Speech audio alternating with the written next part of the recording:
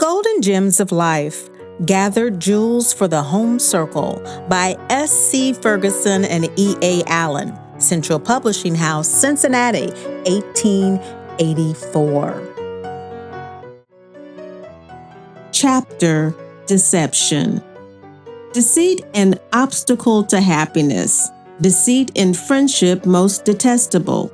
Deceit, inimical to society. Deception and hypocrisy. Deception assumes many forms. Deception. Deceit and falsehood, whatsoever conveniences they may for a time promise or produce, are in the sum of life obstacles to happiness.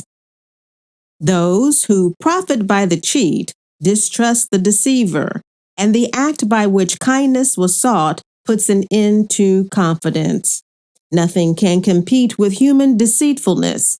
Its origin is always to be found in the motives of those who are actuated only by a spirit of thorough selfishness. When men have some personal end to accomplish, then is seen the full flower of deceit. When they have some enemy, opponent, or rival to punish, then deceit puts on its most sturdy appearance.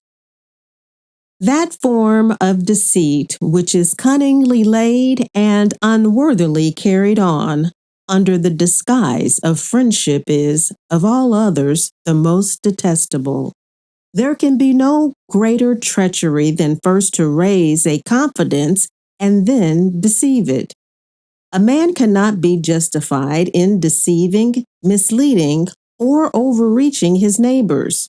Still less then is he justified in inspiring confidence by smooth words and gracious manner, only that he may further his own selfish end by breaking the trust placed in him.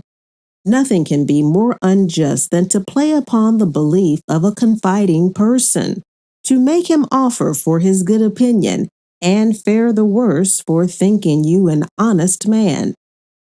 A course of deception always defeats the true end of society. Society is a great compact designed to promote the good of man and to elevate him in dignity, refinement, and intelligence. But too often it is understood solely as a cunning contrivance to palm off unreal virtues and to conceal real defects.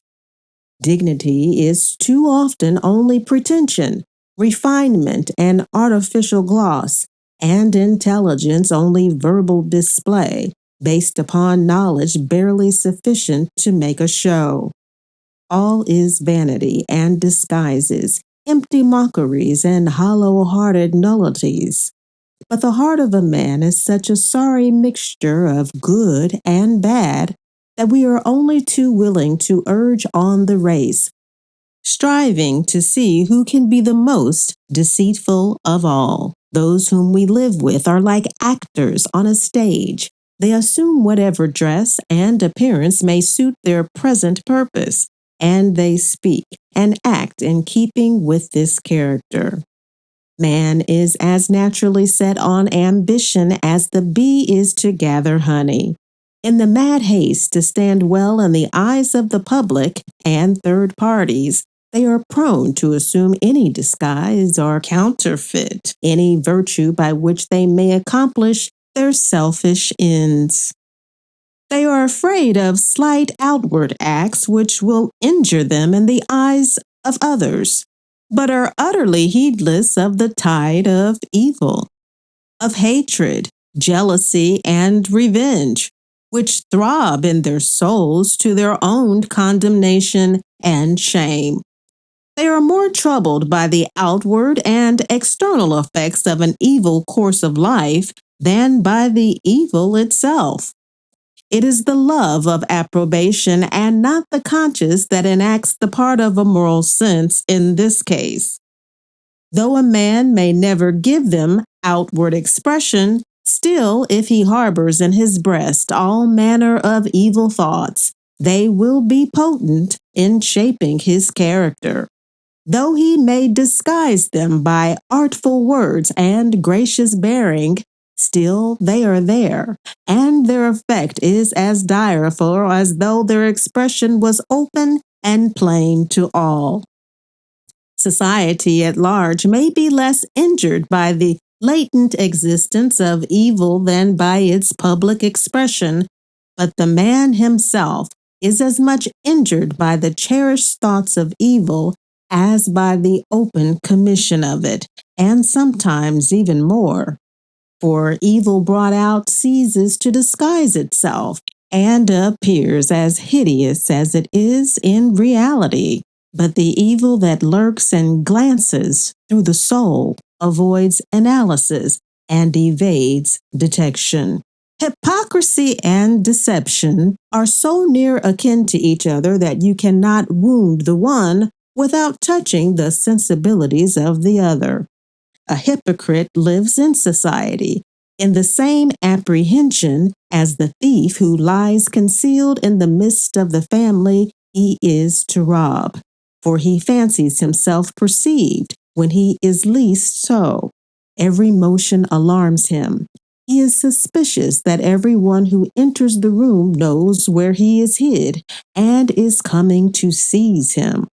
Thus, as nothing hates so violently as fear, many an innocent person who suspects no evil intended him.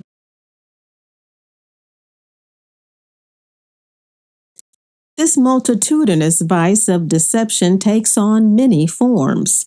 Hypocrisy is but one, though it is perhaps as much detested as any. But it is a lamentable fact that scarcely anything is really what it is represented to be. As there are so many strange anomalies in human nature, we are not surprised when we discover the shallowness of so many apparently sincere pretensions, the worthlessness of what appears so fair. When it is all carefully summed up, it is found always easier to be than merely appear to be. He who pretends to great acquirements is worse put to it to conceal his ignorance than would have sufficed to have made him master of many sciences. Those who strive by outward appearances to carry an impression of wealth and station beyond their real income are compelled by their lavish expenditures in aid of the deception to a strict economy in seclusion, whereas were they content to exercise a judicious economy at all times, they would soon be placed in that position they so much longed for. As for the hypocrite, surely this is the most foolish deception of all, since the hypocrite is at pains to put on the appearance of virtue.